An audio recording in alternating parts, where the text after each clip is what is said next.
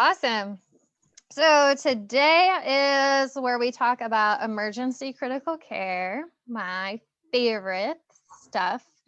I'm a little partial. I spent a little time in emergency, so like 10 years. So that's where I got all of my gray hair. Not my kids or my husband. No, mostly family. Um, anyone currently work in emergency critical care or have worked in emergency critical care or want to? Wow. It seems super stressful. Every part of the veterinary field is stressful. Are you kidding me? But like, especially emergency, like you have this dying whatever in your hands, and Yeah. owners are like crying or being hysterical and just like fix my baby. And it's just a combination of we don't have it's like we don't have enough on our plate already. We have to deal other people's emotions on top of what we need to do. I haven't like That's experienced. like you could have the same thing working at a grocery store. Yeah, but it's not the same. You don't have like the life and death of like a tiny being. Have you seen people when they run out of an item at the grocery store? No. That is life and death to some people. People fist fight? Oh yeah. Oh my god. Are you kidding me? I guess it depends on where you live.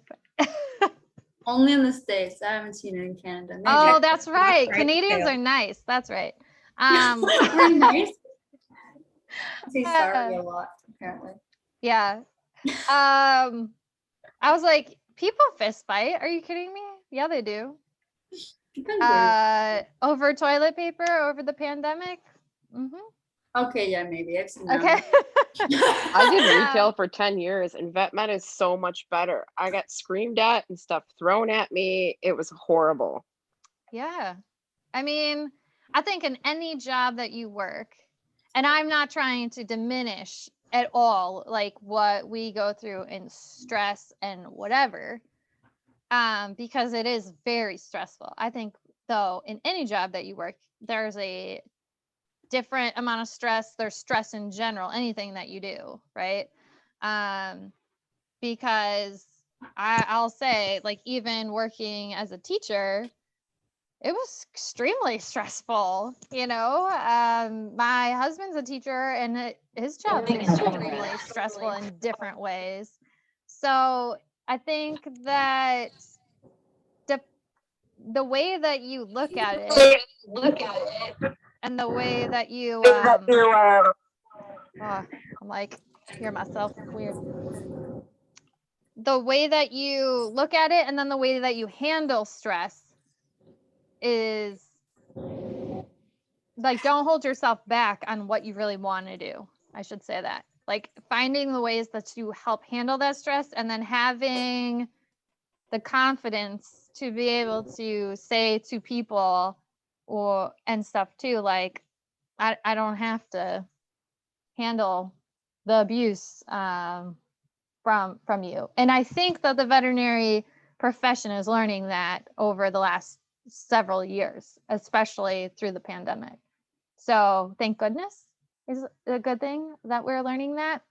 I have not had the issues that most people have. Maybe when I was younger, I've had some people, call me certain things because I was young, but I definitely stood up in a professional way, not to like call names or do stuff like that, but I did not let people walk all over me. So I think that that's an important thing.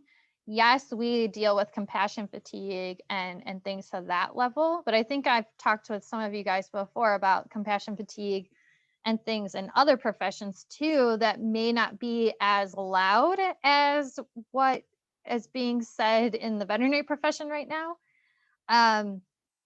But we do have to recognize that we are not alone and that there's going to be stress in any part of our field or in other fields too. So the idea that, well, we could just escape our field and things are going to be brighter on the other side is not necessarily true. So don't feel like you don't like you're intimidated to do something because of maybe what someone else is going to do or say to you, or it's too much pressure or whatever, because they're just other people, you know, like you guys can absolutely do this, have the confidence to do it. And yeah, you just need to have a cool head, think things through. That's why you learn critically, you know, and that's why this stuff is really important, rather than just me giving you the answers for the VTNE, which I can't do necessarily,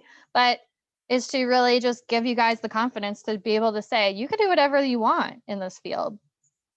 So, and don't let somebody else discourage you from that, especially people who know nothing about what we really do, so, or can do. So, so yeah, emergency is a lot of fun. Specialty is a lot of fun. Yes, there are frustrating days, just like in anything else. I agree. The people who have worked in retail probably know, or who have ever worked in mainly getting most of our money in tips. If you've ever had a job where most of your income is tips, that's probably one of the worst to have to rely on. People can be really emotionally abusive. It's hard, or verbally abusive, I should say. But our job is also very rewarding. And so I can say from the emergency standpoint, we can do some crazy, awesome things in emergency. And animals can make it when you think that they are not going to. And it can be entirely rewarding. So the really cool part about emergency critical care is that you don't have to have a ton of patients, and you can really spend a ton of time on certain patients and feel very fulfilled with that. You can learn a ton of really cool things as being in nursing, and really take care of the patient. Plus, the really cool part is that your doctors really trust you to do a lot of their nursing, and they check in with you a couple times a shift. And unless they hear from you, they really trust you to do the heavy lifting on their patients. So, you know, you have a pretty decent autonomy on your patient care. So it isn't for everyone. You know, it's not to say, yes, you all must go out and work emergency. But for those who really like, you know, something different every day, something that's high energy, or those of you who like to work nights even, or different shifts, that kind of thing. I really liked it because I was going to school for part of it. And then I also was raising my younger children. So my husband and I didn't have to have daycare. So daycare is really expensive. So yes, we didn't see each other that much, which whatever, it's fine. But it was really nice to be able to do that. Now, at some point I went, okay, I kind of want to explore different specialties and learn additional things. So I ended up doing that, and then I went into teaching. But don't limit yourself. Plus you get to work as a team. So that's a really cool part too. There's a lot of team effort in there. Also in general practice, there's a lot of emergency, right? Like how many work in general practice right now? A lot of I do. people? Yeah. So how many sick pets are you seeing right now compared to your wellness exams every day? A gajillion. Yeah, it's a lot. Right. So when I go to see practices now, I say, hey, let's like look at some of your sick pet records compared to, you know, your wellness exams. And they have a really hard time being like, okay, let me go find some actually good wellness exam records, because it's like overflow from a lot of the emergency practices, because the emergency practices are so bombarded that you guys are now becoming more of that secondary emergency place type of thing, you know? And it's even hard for you to see your own patients, let alone new patients, right? Or am I crazy here? How many of you have like stopped seeing new patients? We actually have a spreadsheet for people waiting. Yeah, it's crazy, right? Like, if you are seeing new patients, awesome. Thank goodness, because there's a lot that are having a hard time doing so, or and I think I should say too, it depends on location too, of where everyone's at. But yeah, I mean, to try to fit everybody in, there's like weeks of wait, but it's just that everyone's just bombarded with things. So my point being is that you guys are becoming that urgent care emergency place too. Maybe not to the point where it's everyone's coming in crashing all the time, which doesn't happen in emergency either all the time as well. Otherwise, we'd all fall apart all the time. But having some sense of what emergency looks like and like having a foundation of it, it helps, right? So that you guys aren't like, oh, general practice is just what some people would say, right? It's just wellness. It's not just wellness. You guys see sick pets all the time. So being able to triage things appropriately, right? Who needs to be seen first? Which, yeah, we also need to be able to handle the stress too, then, of owners not grasping the idea of like, well, that one came in after me. Why are they being seen first? Right? And being efficient with, all right, this one's being seen now. How can I squeeze this person in since they've been waiting so long? So, which you all have done, I know, a great job with over the pandemic time, because otherwise you guys would be passed out crying in the, corner by now. So, I'm curious though, like for people who are working in practice right now, what are like the cases that you see most often currently? Like, are there any cases that you guys are seeing and are thinking, yeah, that totally did prevent, and if there was just a bit more client education that went on?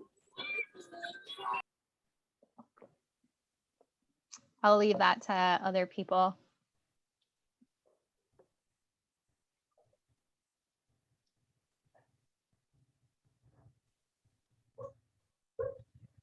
What do you guys see, would you say, the most often, I think, is the overall question? And is something that you think would be more beneficial if there were more client education out there? I guess the number one thing would be pyometras then, if we're talking about client education and what we're seeing urgently. Yeah, that's a really good one. Pyometras. So as far as pyometras, it would be more like make sure that, like, how would you educate clients to prevent pyometras? Like, we know that like they happen because of spays. Well, pets aren't being spayed, but like, are there other reasons other than that why pyometras would be happening? Ooh, good question. Yeah, That's a good question. On our end, it's really big on client education. We advocate for spaying and neutering pets all the time. Because we're GP and we see a lot of new puppies and kittens, we're always advocating for our puppy and kitten packages, which give you a slight discount on the spay procedures themselves. But yeah, it's mostly client education, and I'm lucky to live in an area where we don't have to tout that so much, because people just kind of inherently know or think they have to get their pets spayed or neutered. Mm-hmm. So what about if you you get a discount if you get your animal spayed or neutered at a younger age, but what happens if they start getting older? can we offer a discount once they get to a certain age? And at that point, not to say that there's a right or wrong answer, here, but just as a thought. We charge the same no matter how old they are. A spay is a spay, a neuter is a neuter. It's a Yeah. package deal by us. You could be 12 years old and have testicular cancer for all we care, but we're still neutering you. Yeah. It's going to be the same price, so they get it done. Yeah. But I'm curious, so you said, Kristen, that you guys are big on client education. What's the age that you guys are portraying on the clients right now of like, oh yeah, you can start spay or neutering by that age?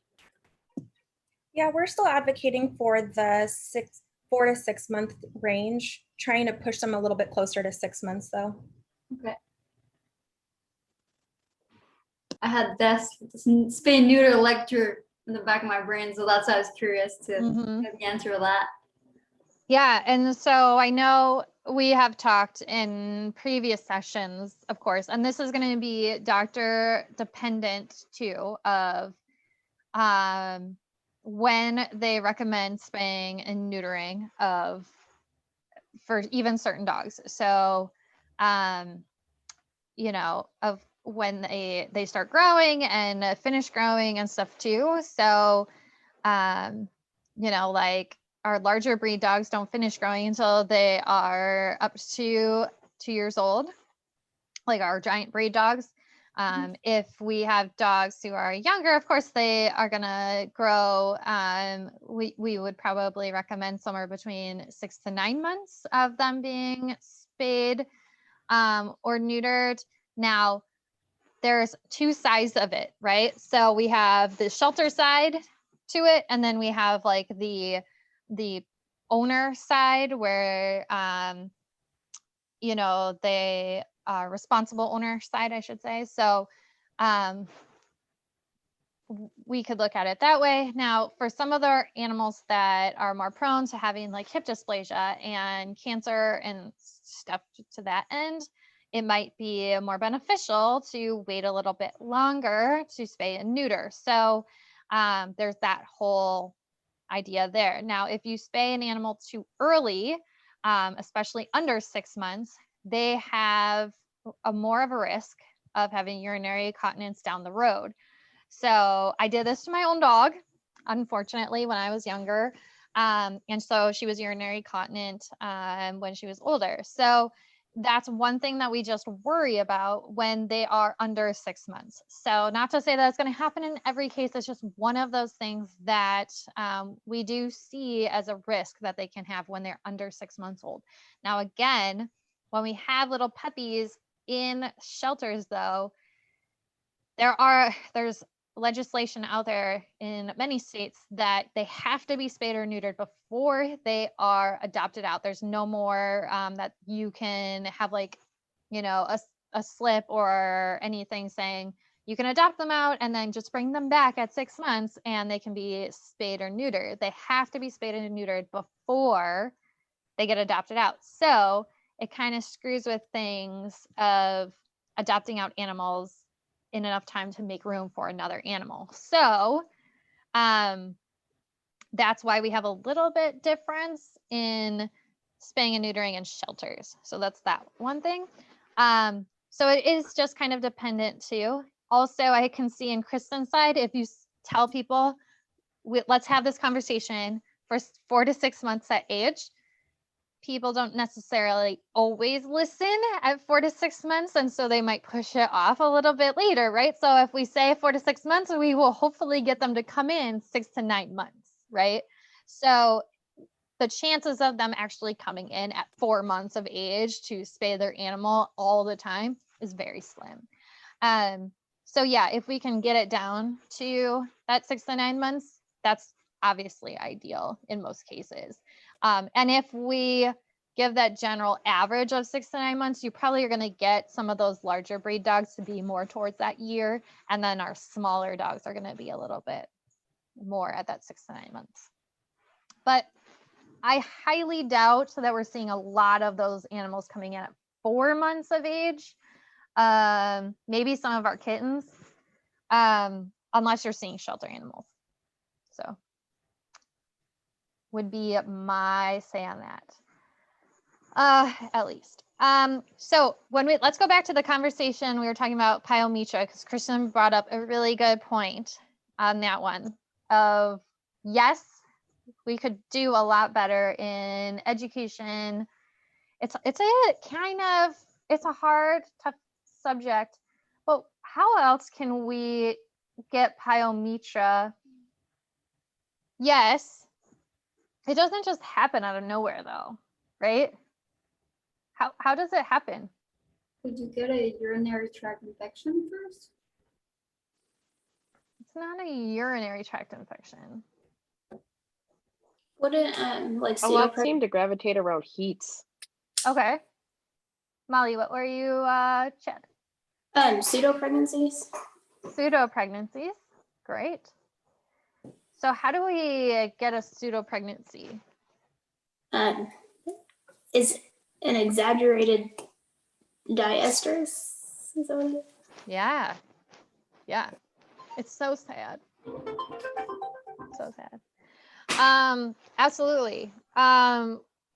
We could also have, an animal that has mated, that has introduced bacteria too. Like there's many little tiny things as well. But yeah, absolutely. These are like little things that could happen. But you're right, that it is around a heat cycle, correct? So, and so when we have an owner on the phone, so this is where it comes in. You could work in emergency, but we get these calls all the time in general practice too, right?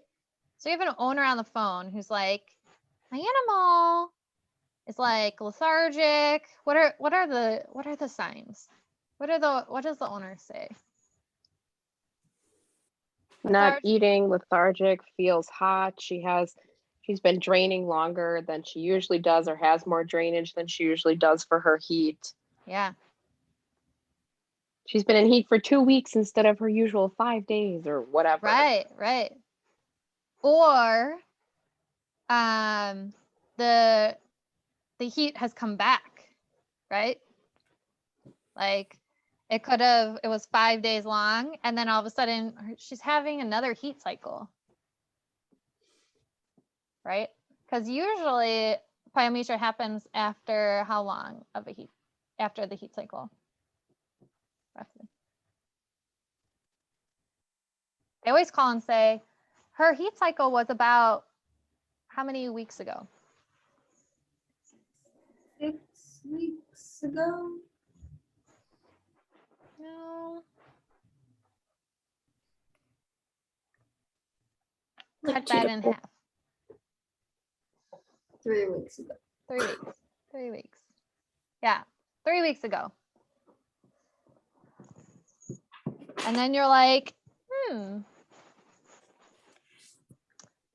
should just bring them in. Usually when you hear, oh, they just had a heat, you should bring them in.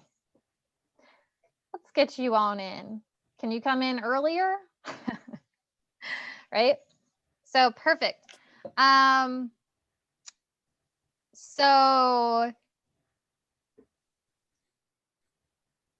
then you bring them in, and what are we going to do first for this animal? I'm doing fluids. You don't know what's wrong with them. We x-ray right away after, if they palpate painfully, we'll x-ray them to see if they have a big old sloppy uterus. I love that. A big old sloppy uterus. Would you ultrasound?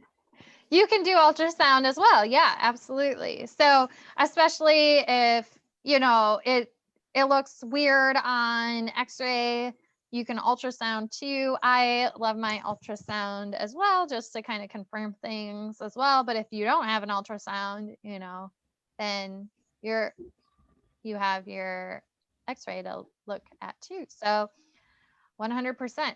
So now, would you do a synthesis on it to confirm that there's fluid in there? You could, yeah. Wouldn't you be worried of bursting it though? Oh, yeah. That'd be really bad. Then you would get sepsis. Yeah.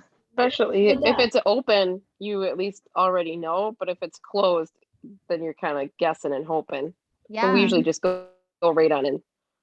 Right. And then you puncture it and yeah, you don't want to poke it. No. You just let it be.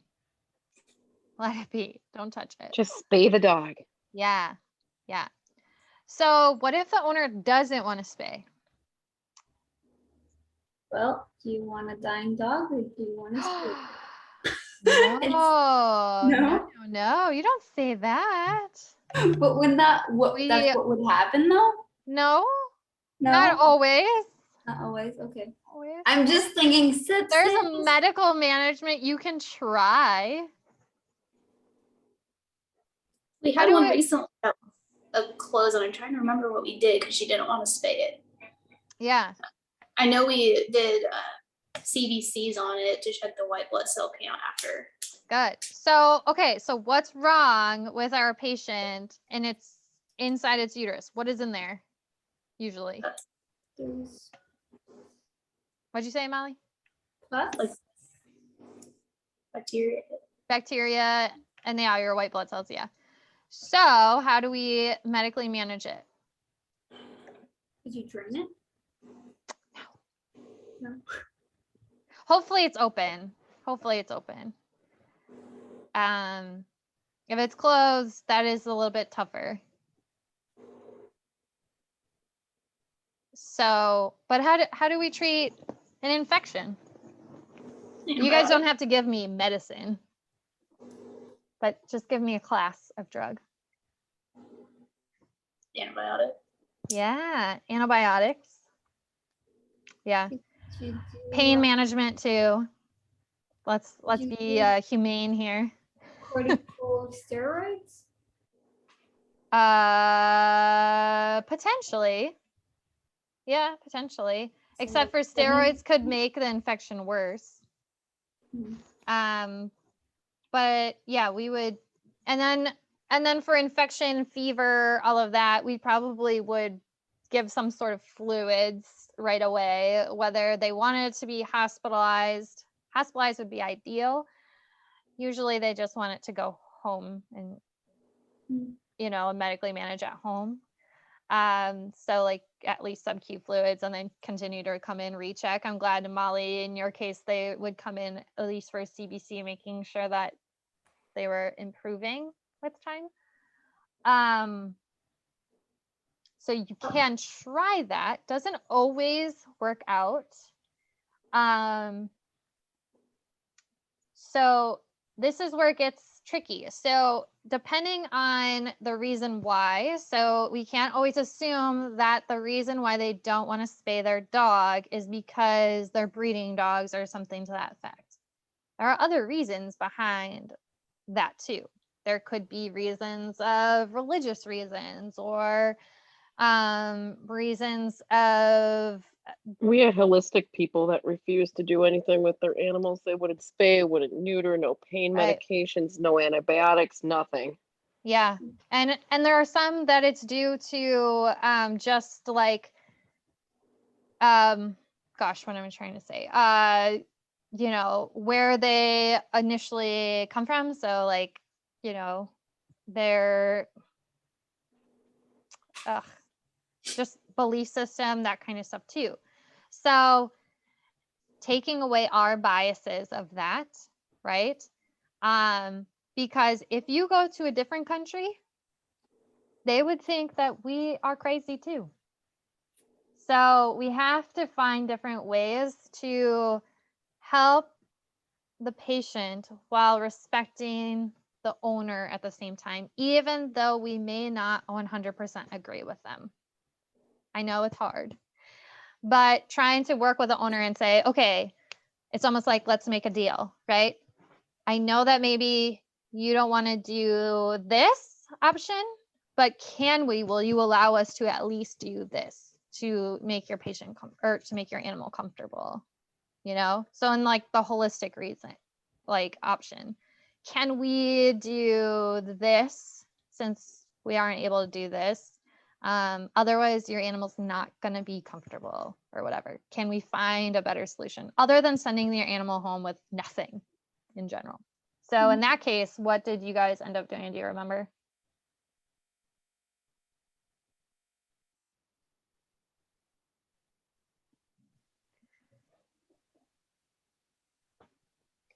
I think it was Ashley. With ours, she didn't have like a pyometra or something. Oh, okay. She was just a very, I could see her if she had a dog with a pyo being the same way, but because she was so holistic, she didn't want to use drugs. In the situation that we were presented with her, we realized that she used common medications for her horses and got her to use them on her dogs because they were the same. Okay. Like So common medications like Metro and fenbendazole and things like that. She just refused to deworm her dogs because she didn't want to put things into them. oh, Yeah. But when she realized she was giving it to her horses, we got her to do it. okay. Okay. So I feel like if it came around again to something more catastrophic, if we could figure out a way to Like shimmy and shake in there, we could get an opening and get her Right. to do it. Yeah. But that's good though, in that sense of making that common ground and saying, okay, well, we understand where you're coming from and not wanting to do like surgery in this case. Like, and letting people know, like, we respect where you're coming from and not wanting to do this. Can we please do these options instead, as we know that you have already tried these previously and these have been safe in those situations, so sometimes just them gaining that trust from you and you guys finding that common ground can be really helpful. So rather than everyone throwing their hands up in the air, and who's it really hurting in the long run? The owners. And The pet. The pet. It doesn't really matter about anybody else in that room except for the pet. So yeah. But we're really lucky now. We have a lot of different medications out there that we can use compared to what we had many years ago that we can try. So yes, our number one choice, of course, is always going to be, let's get rid of the problem, right? The problem child in the room is obviously that gross, floppy, how'd you put it? Floppy uterus? I like that. Sloppy uterus. Oh, sloppy uterus. That's right. It's a sloppy uterus. That's how my doctor describes it on x-ray, because usually you can't really see it, but when it's filled up like that, it's just sloppy and all over the place. Yeah, I love it. It's perfect. It is sloppy. And then when you take it out, it's real sloppy. It's gross. I'm like, you can remove that thing from here. It's gross. So let's see. So we get our x-ray on these guys, and then we take it back and say, yep, confirmed, this is a pyometra. What is our next thing we want to do for this creature? Blood work to make sure they can sustain surgery. Okay. So we're finishing up some diagnostics. Good. And then what can we do in the meantime? Give pain meds. Fluids. Oh, I love you for that. Pain meds. Yes. Don't let this animal suffer anymore. Yes, some sort of pain meds, right? And hopefully pre-meds are coming soon, right? So if we're going to need to do some surgery on this animal, we could do that. Granted, if this patient is not stable yet for surgery, we might have to postpone surgery for a little bit until it's stabilized. Like say it's dehydrated severely, then we might have to postpone it a little bit. So, but yes, some pain meds first, and then we can place some IV catheters, and all of that jazz. And then obviously the doctor can talk to the owner, get some estimates going, that type of thing, looking at blood work then. Hopefully that will be done. So we're being efficient with our work. Then what are we looking at? Giving antibiotics. Oh, very good. See, you're like meant for this already. Antibiotics. Yeah, let's start some antibiotics right away. Right? Might as well. We're probably going to be on like a few different ones, but at least getting some like broad spectrum antibiotics. What, Wonderful. just curious, what would be ideal, like, antibiotics per se to use in those type of situations? Yeah. So I'll leave this to you guys. So what antibiotics do we typically use for our surgery cases in the hospital when you're about to do surgery? We'll say that. Our last one, we did ampicillin and enrofloxacin. Good. Very good. Okay. So Baytril is our big friend for like, or enrofloxacin, Baytril, right? That's our big friend, especially for our pyometras. So that one is probably one that you would start first for like getting on board. Ampicillin is really great for our surgery cases. We also use another one a lot for surgery too. That's a lot like in some fashion ampicillin that you could use. We use Cefazolin for our, Vaseline, very good. yeah. Yeah, absolutely. So either one of those two we use a lot in surgery cases, so that we would start prior to surgery, and then we would continue throughout surgery, especially. So absolutely, those, at least those two you would probably use for pyometra. Sometimes we throw some metronidazole in there, but yeah, why not? Metronidazole is great. Is that your relaxant? For what?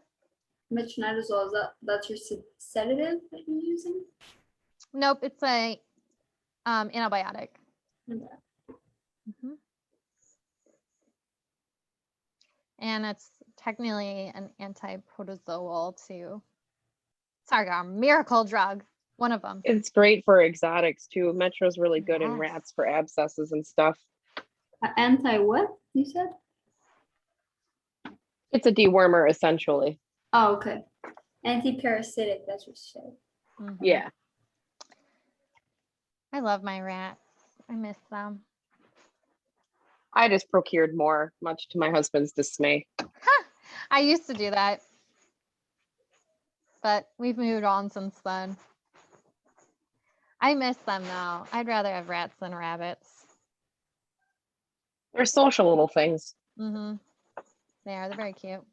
So Um, for your home care, what would that look like? Just go home with antibiotics, pain meds, with Yep. pain meds? antibiotics, pain meds. We do that for about like Once in a blue moon, you get a client who will give sub-Q fluids if they know how, Yeah, absolutely. or will learn.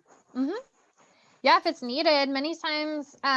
So depending too, like how much can you guys, or how long do you guys hospitalize in practice as well, or for how long, right? Or if you're going to send it to overnight care or whatnot too. But a lot of times with your pyometras, if they stay fairly stable,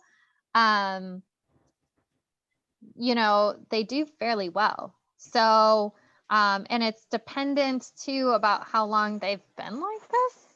So, it just depends. So, you know, they may not have to do sub-Q fluids if they are able to stay for a decent amount of time within the hospital, that kind of thing, or if they've been, I should say, hospitalized over, you know, if they've been hospitalized or they go to overnight care. Ideally, that would be the best thing for them, at least for overnight, if they've had surgery that day, to stay like an additional night, have fluids, that kind of thing, till they can eat and regain energy, that stuff, rather than go home, get sub-Q fluids and recover there. Not always They can't always do that though. So yeah, if you can teach owners to do sub-Q fluids, which happens all the time, then that's great too. So, and then having them come back for a recheck and everything is absolutely wonderful. Okay, so pyometra is a great one to start at. And yeah, I mean, we see a reasonable amount of them.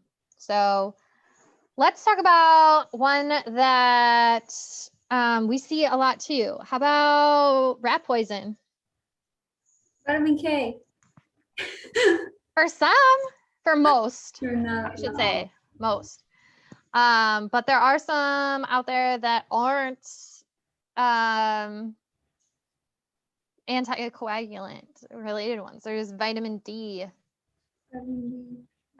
ones that are really bad. So, but our ones that are the anticoagulant ones, yes, we need to fix them with vitamin K. So, when they eat rat poison, what is important to know about these guys? what the active ingredient is. Yeah. Absolutely. What the active ingredient is. And then what else is important to know? How much? Isn't this one of those cases you shouldn't make them vomit? No. How much they had when it happened. That's important to know. When it happened. Yes. Why is it important to know when it happened? Depends how much the system absorbed it. Right. And so if this was 3 days ago, then yeah, it won't matter if we make them vomit or at all or not, right? Because we are going to see different effects at that point. Correct? We're going to start seeing different symptoms probably by then. Say they ate it 2 hours ago. Then what do we do? Has anyone seen rat poison patients come in? Would you do blood urine to confirm and you would see like crystals? No. It depends what type of poison it is. So then you base it off of that, of whether you're doing the activated charcoal or you want to start on fluids, or if that's something that they can even treat at home. Oh, I depending- see. Okay. I'm like, what are you talking about? We were talking about crystals. I'm like, what are you talking about? You must know Yeah. something that I don't. So correct. If they ate it 2 hours ago, do you make them vomit? It would depend on the active ingredient. So like for decon, you would want to do the activated charcoal, but that would be something that they wouldn't be able to treat at home versus if they ate decon within, I think it was within the 2 hours, then they can potentially do like hydrogen peroxide at home to make vomit. Oh, no hydrogen peroxide. So decon, which decon are you talking about?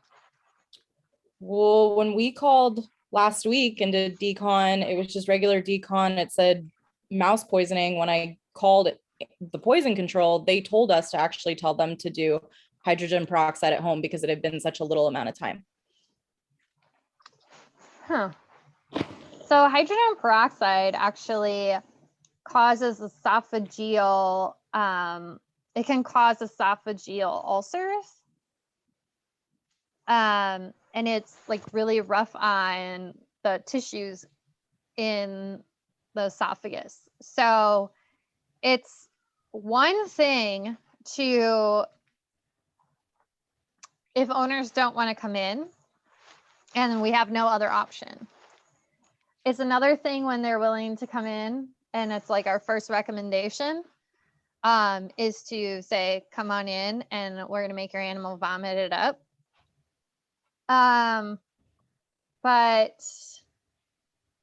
also hydrogen peroxide doesn't actually always work in every animal as well. So personally, we never recommend that first. I'm surprised that they recommended that. Yeah, it was Um, just because I think the dog had eaten it within like 30 minutes. So that's why they had said that rather than having it come in and get like apomorphine. That was Okay. something that the owner could try at home, and they give you the dosage and everything like that of the small amount that you can give. Okay. And then it's, if the dog doesn't vomit within 10 to 15 minutes, then you have to go into ER. Right. That's interesting. Why not just go in the ER right off the bat though? Wouldn't it be safer? Yeah, I would It think could, so. but I know that I don't know if they've changed protocols, but she had said because of COVID that a lot of now these hospitals aren't taking emergencies, that's Okay. what they're recommending just because Got there's it. not enough, places that they can call to get Due to in. the weight. Due to the weight. Mhm, Okay. mhm. Okay. So I That, don't I know if guess that's that would make that sense. new. Yeah. Yeah. Okay. No, that makes sense. It's not ideal, but yeah, in the ideal world, right? Like you would bring them in, but yeah, because you guys are so slammed that Yeah. it's easier just to try to make them vomit at home. Yeah. First before coming in. No, that totally makes sense now. I was like, what? I'm so confused. Okay. No, that makes sense now. Yeah, so even within the 2-hour frame, you can still try to make them vomit it up and see if they can still vomit some of it up. We still treat them though, just like you said, with charcoal. The problem with that though is that sometimes even with making them vomit, people then think that the charcoal makes them vomit. Well, the charcoal doesn't make them vomit. It's actually the apomorphine that does. It just hasn't completely worked out of their system yet. So when we do charcoal on them, it's important that once we make them vomit, we give them some time to let the apomorphine completely work out of their system before we give them the charcoal. Otherwise, they're just going to vomit up the charcoal. So because the charcoal, we want it to move through their system, right? How long does it take for the apomorphine? To like actually get through and or metabolize. It shouldn't take too long. It's usually just about an hour, so that it, they're not going to be like super nauseous by it, and that's like pretty generous. So it's just that we're super busy in the animal hospital, right? That we just don't sit there and wait long enough. And so we make them vomit, and then all of a sudden we shove charcoal down their throat, and then all of a sudden they vomit everything back up. And so by the time the owner gets home, they're like, oh my gosh, they just vomited up all the charcoal. And you're like, okay, that was great. In emergency, did you guys use Phyllite? Am I saying that right? Phyllite fluids? Highlight fluids. It's like the white fluid bag. Like, so the fluid itself is Oh, white. no. And you can use it with like marijuana toxicity and all that Oh, too. you're talking about lipid. Yeah, Yeah. lipids. Yeah. So yes, yes, we did. Yeah, for certain toxicities. So obviously anything that would be lipid soluble or lipid binding, we would absolutely. So yes, you could use it for any type of lipid soluble kind of like vitamin toxicity, some of your drug toxicities, that kind of stuff. But yeah, can be pretty expensive to do, especially in some of your bigger dogs. But yeah. And what about vodka? Yeah. Okay. I know, that's super old school. Yeah. Vodka to help them vomit? No. So like ethylene glycol toxicity. Or Yeah, so ethylene glycol toxicity, what we would do, especially would be to make up a bag of fluids that had alcohol in it. And essentially, it was grain alcohol, so like Everclear, and we would give IV alcohol to them. Wouldn't that be toxic to them? If you How does give too much, if you give too much, but it essentially binds to the ethylene glycol, it makes them super, super drunk. And they have a really, really nasty hangover from it, of course. But you are gonna, ethylene glycol, you're gonna have a really dead patient anyway if you don't try something. So yeah. So if you go to some practices and you see a bottle of Everclear in their lockbox, that's the reason for it. It's not because they just like to have good parties when they're like free. So And for your lipid soluble, that would be your DEEK, right? Your DEEK vitamins. yes. Yep. So when you guys are giving charcoal, do you do with sorbitol for your first dose of charcoal or without sorbitol?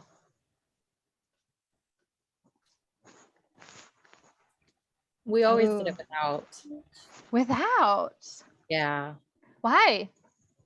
Well, the one clinic I did it with it, and the other Okay. one did it without. Okay. And they never really gave us an answer. I think honestly it had to do with kind of the budgeting. They just kind of gave you the tube of charcoal and was like, here you go. Okay. So Yeah. I'm still listening. So what does sorbitol do? Question. They need to dry a little bit more. I didn't get to use it yet.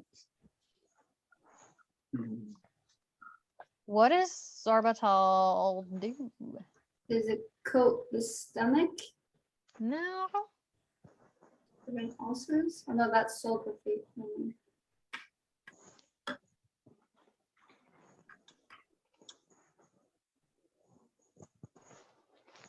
So we give sorbitol with your charcoal? Yeah, so in your charcoal, there'll be two types of charcoal. You'll have it with sorbitol and then without sorbitol. So isn't it supposed to help with like the GI? So it helps with like then like constipation or like irregular, like having irregular GI movements and all of that system going on. Yeah. So sorbitol, look, you're like onto it. So sorbitol is a cathartic. So meaning that it helps move the GI system. So we want ideally to give our first dose of charcoal with sorbitol because we want to move whatever has been eaten or, whatever toxicity has been taken in through the GI system as fast as possible. We want it to excrete out of the body. And then if we're giving additional charcoal, we then give without sorbitol because we're just essentially binding up whatever's left. And then it can go through the GI system normally because if we keep giving sorbitol, that poor thing is going to have diarrhea galore forever. So, but the first dose is with sorbitol to move it through the system and excrete it all out as fast as possible.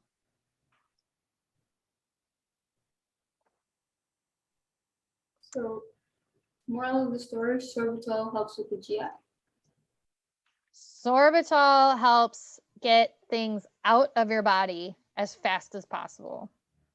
Helps get stuff out of the body. So if you already have a really fast moving GI system, then this is going to make it even faster. What would the poop look like? Is there like a Black. color? Black. Yeah, it's gonna be black. It will be black. If you don't have charcoal with sorbitol, could you give something like metoclopramide? Yeah, absolutely. Very good.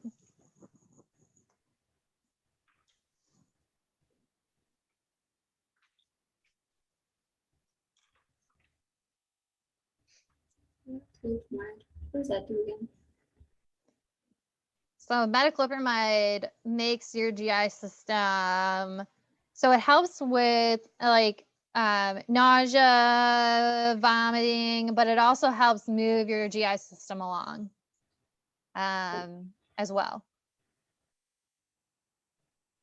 So it's really good for like patients right after surgery because your GI system slows down right after surgery. So a lot of people will add metoclopramide to bags of fluids after surgery just to kind of get the GI system back up and running again, just to make sure that we don't hit ileus in our GI, especially since animals have been on opioids and all different meds and stuff like that. We don't want our animals constipated because, as you know, owners, they freak out if their animal has not pooped like in 24 hours, right? It's when they get home.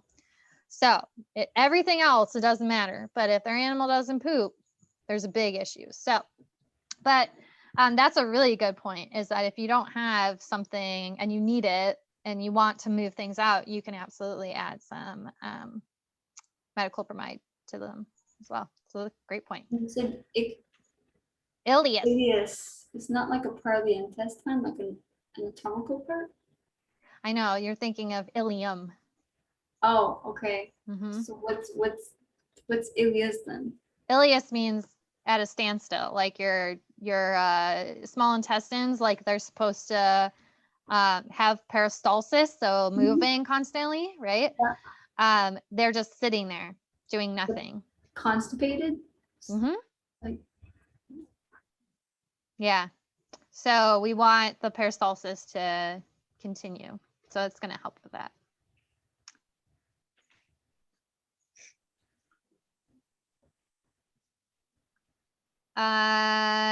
Great. So getting back to our rat poison. So say our dogs eat the rat poison. We've waited to see these patients for some time, right? And so it's been a couple days.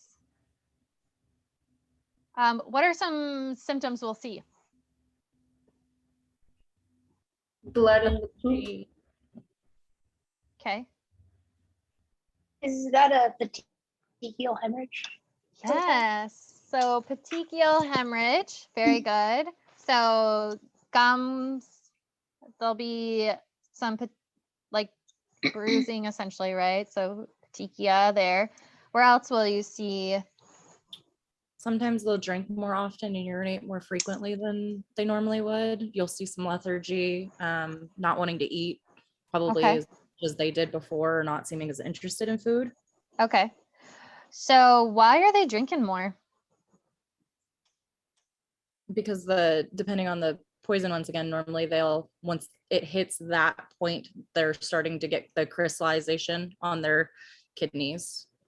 There you go. Very good. So now you're talking about the horrible one, the vitamin D one, that they essentially add too much vitamin D to that poison.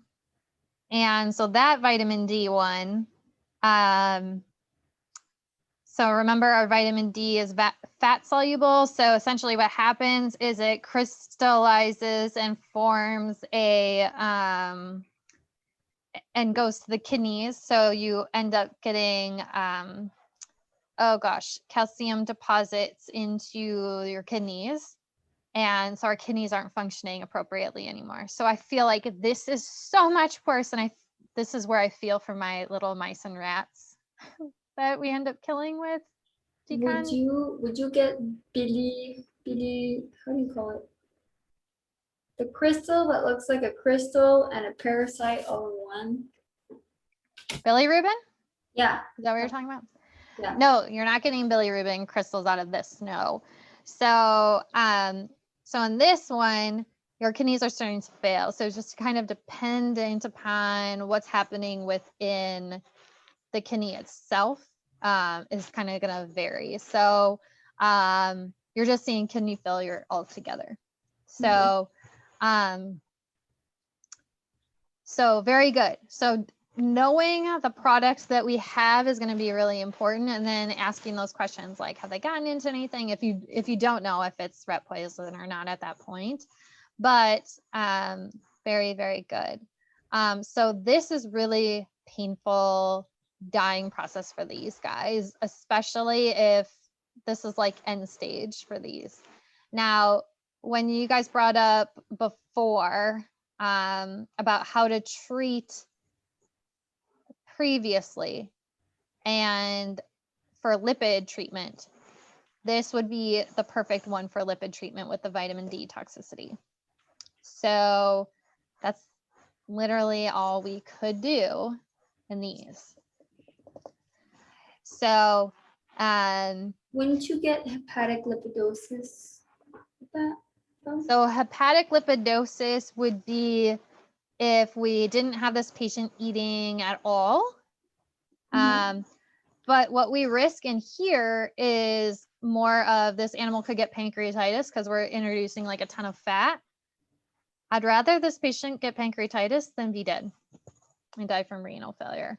So when we get to the stage that is like end renal failure, we can't just do lipid treatment. So this has to be done like days prior. Like So this one's a tough one. So this one actually happened not horribly long ago in some of our pet foods. If you guys can remember, it wasn't like a huge recall. It was big enough, but we had some recalls on foods that had it wasn't rat poison or whatever, but it had a really high vitamin D toxicity in some of our food, the pet foods. I think it was canned pet foods, but there may have been some dry foods too. Science diet in there. There was Science Diet was in there, a large amount of Science Diet foods that were in there. I can't remember offhand all of them, to be honest, but there were quite a few. I think there was Beneful as well. I Yeah. remember doing a project on that. That's why it's just Oh, like okay. coming back. Yeah. So that was one of them. So but anyway, so that's that one. So very good on that level. So if we're talking about our anticoagulant one, we see petechia form. We can see it in the mouth. We can see it on the skin too. So like on their Stomach. bellies, a lot of time you can see it just because there's like not a lot of hair there usually.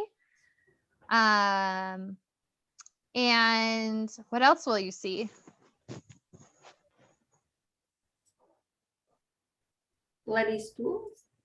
So you can see, yes, you can see them have bloody stool if they're vomiting too. Same thing, because remember their GI system bleeds number one a lot of times first.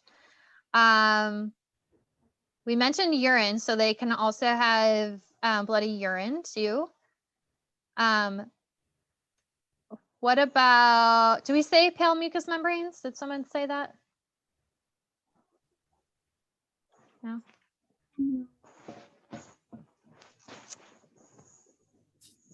What about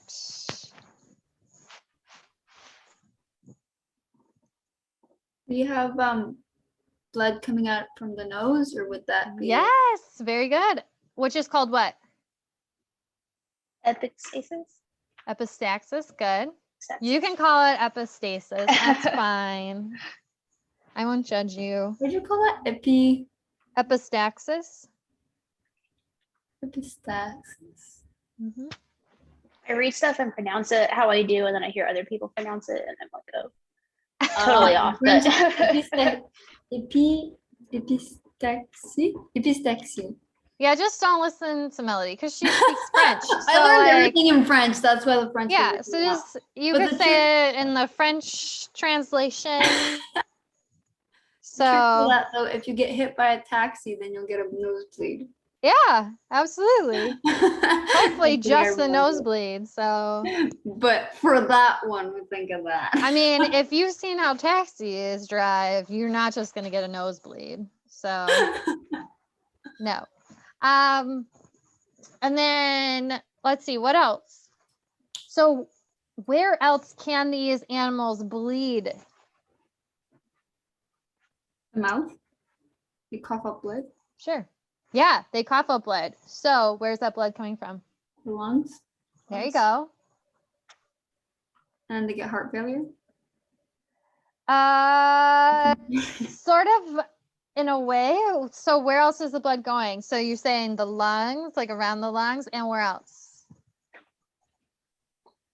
Let's more particular, like Your alveoli. you're being too particular now. You put your kidneys. No, think heart. Remember, Your they have arteries? no clotting. They can't clot. So where can all of this blood go? And like your feet. Abdomen. Yes. It just drains to the feet. Like, And then they get edema. you're feet. thinking of protein. So go to the abdomen. Yeah, it could go to the abdomen. Absolutely. I think it's Christy that said that. Oh, okay. Sorry, I'm missing out. Gotta give her on- the credit. I'm talking too much. Okay, so we're talking lungs, around the lungs, in the abdomen, and there's one more The eyes. cavity. Yeah, they can get bloodshot eyes. Ears? Absolutely. Pericardium. Pericardium. Very good. So in this case, how can we replace the blood? You would use colloids. Okay. Beta starch, Which, head starch. no, they need blood. Your cow blood.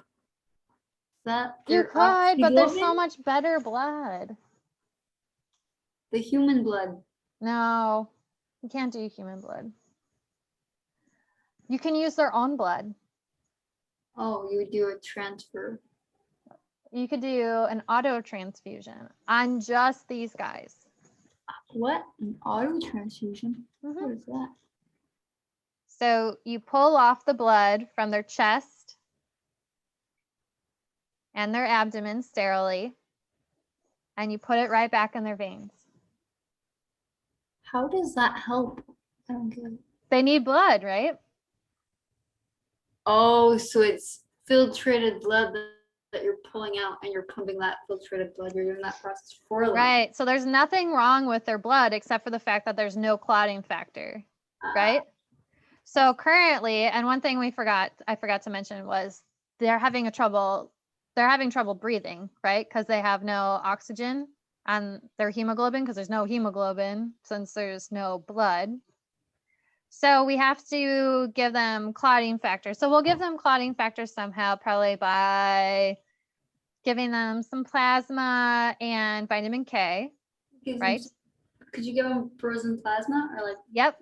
Plasma? Yep. So we'll give them some extra frozen plasma, and then vitamin K we'll start them on. And then in order to give them their red blood cells, we'll just do an auto transfusion. So pulling that off of them sterilely, because we have to pull off the blood anyway, because that's going to be a lot of blood on their chest or in their abdomen or whatever. So whatever we can pull off sterilely, we'll pull off and give it right back to them in their vein. Huh. So mind you, you can only do that for these guys who have like rat poison and stuff like that, because there's nothing wrong with that blood. And they truly only need those red blood cells back. Did kind they of cool. become anemic through that?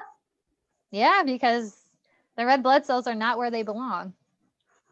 They third spaced into the wrong spot because nothing was holding them where they belonged.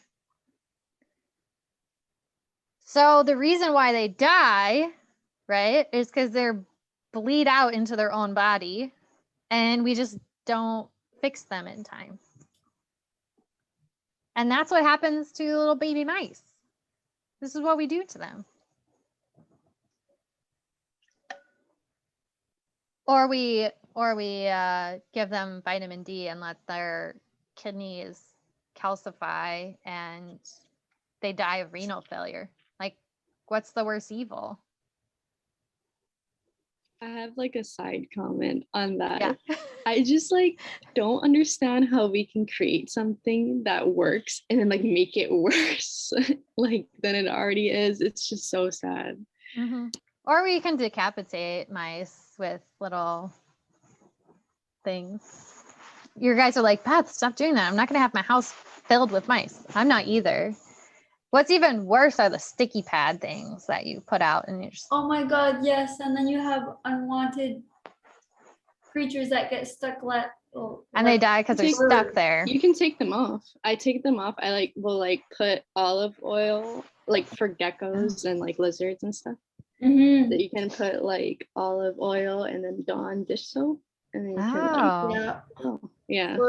For birds though, I remember when I was at the rehab center, we had this pigeon that got stuck and we had to give it like baths with like it was like vegetable oil. So as much as the oil is not good for the feathers, we had to put the oil on to help dissolve like the glue that was on it, and then we would give it a bath in the dawn to take away the vegetable oil.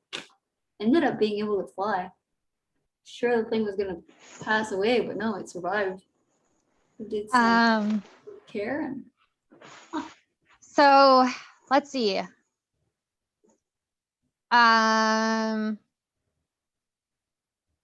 Yeah, it's hard. It's hard because I totally get that we have to get rid of our little mice out of our house and stuff because I'm not having mice in my house. I'm afraid to death of outdoor mice in my house. I can have a rat in my house, like rats, but no, not when I don't invite them in. Luckily, knock on wood, I've not had mice in my house. So, but then the other issue with that is that's why you have a lot of wildlife that pass away because those mice that kind of escape while they have the rat poison, then you're poisoning your owls, you're poisoning your foxes, you're poisoning your wolves. And so it's all like unwanted death. Yep. You're super sad. Yep. All right. So let's see. What other things do we see on emergency or in general practice a lot? What about weed intoxication? Do you guys see that a lot? Oh, yes. I do here in New York You do? We do. We do here in Canada. quite a bit. Wow. We think we had one, but the owners wouldn't admit it, so we just kind of had a hunch. Okay. Wow, I'm impressed. It's increased a lot here in Canada since they've legalized cannabis. So. Yeah. I guess ours in Illinois are pretty careful. I mean, we definitely have had stuff, but it's not like crazy. Okay, so no, it's great. And it is hard because sure, like owners admitting to things is very difficult. So again, this is where you have to really just like let people know, like, we are not a regulatory body. We only are here to treat your pet. So it's not like we're going to call the cops on you. We honestly don't care. Like, we just want to make sure that we're able to take care of your pet appropriately. So, and yeah, I'm sure with states where it's becoming legal in Illinois, it's there's legalized as well. So it'll be more and more popular of emergency too. So so how are you guys having those come in, be seen and treated? Get us started. We I mean, IV fluids to flush them. Wait, sorry. Kristen? Oh, I was just gonna say, you can buy really cheap drug tests on Amazon. So if they're not willing to admit, you can still figure it out and not necessarily penalize them for it. You just need a little bit of urine. Yeah, absolutely. Yeah, I've noticed that. And I think I'm surprised we don't have a veterinary drug test out there yet to be able to do that. I wonder if it's some type of violation or whatever, but it would be nice if we did have some sort of drug test since our animals can't talk to us. I have to tell Steven, gotta invent that. I know, right? But I mean, not just for marijuana purposes too, but like there's a ton of things that are out there that, would be really helpful to be able to treat. Like you just never know. And if anyone works with our police dogs too, sometimes they accidentally eat drugs as well. It happens. So they are great with, of course, coming in right away, but sometimes they don't know exactly what they are looking for or got into. So, or that they ate something, right? If they're looking for stuff, they might not realize that their dog necessarily ate something right away. So it'd be really great to be able to test them of what they potentially ate. So but yeah. In California, we had one that had all of the drugs pretty much on it. So cocaine, heroin, all of that. And we would just dip it once we got their consent. So then they didn't have to tell us what they had in their house. Yeah. They just had to consent for their animal having a drug test. And Oh, we good. would dip the urine and then do it that way and treat from there. Oh, that's because perfect. we had a lot of clients come in and say, oh, it could be heroin, it could be coke, it could be marijuana. We're not sure, but these are the 3 drugs that are in our house. Yeah. That our dog could have gone into. Yeah. And another thing too is they could tell you what it is, but more and more things are being laced that they don't even know what it is. So, I mean, it's not a bad idea just to test for it. So I love that idea. It's a great idea. And Kristen, you're right. They are not expensive by any means. So, What would be symptoms like for that? So I have a bunch of people that I've heard, they're like, oh, that can't make a dog sick. It just makes it super mellow. But I'm like, your dog is not a human. Your cat is not a human. Like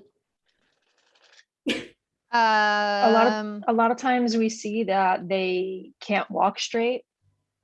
ataxia. When you're looking at them, their eyes, they're someplace else. Like the pupils are super dilated. They really don't know where they are, what's happening. Their breathing's a little off, not so much, but the last dog that we had, the owner said that he was at a rooftop party and his dog just eats everything. There were people that were on the other side of the roof that were smoking.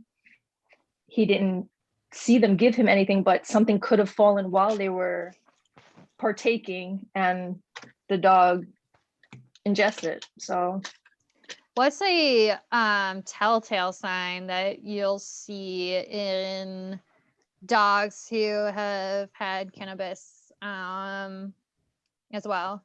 Something with their urine. We saw a lot of vocalization as well as like urinating themselves and defecating themselves, just having no control of that. Yeah. Being very reactive. Yeah. To anything. Yeah. A really big one, especially with urine, is that they're constantly like at least dripping urine. So constantly urinating or dripping urine is a big one. And yeah, they're very reactive at that point. So you're right. There are certain strains, number one, of marijuana. So one type of marijuana for someone could make them mellow, but it depends on an animal too, of what type of marijuana they got into. Some marijuana for some people, they enjoy where it makes them upbeat and happy and whatever. And for a dog, that can make them really, really not irritable, but just like reactive and crazy, you know? So it all just depends on the type of actual strain of that cannabis that they're using. So especially if it's like medical marijuana or that type of thing as well. So it just depends. And yeah. I'm trying to think what else. Yes, dilated pupils are a huge one too. No pun intended. And slower heart rate is a big part of that. Bradycardia. Mm-hmm. Did you get what was that, bradycardia? Have you guys seen any like dogs that have gotten into CBD oil? So I'll talk. So when you talk about CBD and then cannabis, you're talking about two separate, Nice. in some way, you're talking about two separate things. Mm-hmm. Yeah. So, yes, there's still a bunch of studies that are going on with CBD and trying to make that more around finding like correct dosaging and all of that to make it more useful in the veterinary field. The biggest concern with marijuana is the THC versus the CBD. THC. So that's where we're going to see a lot more of our issues with our patients than with our CBD.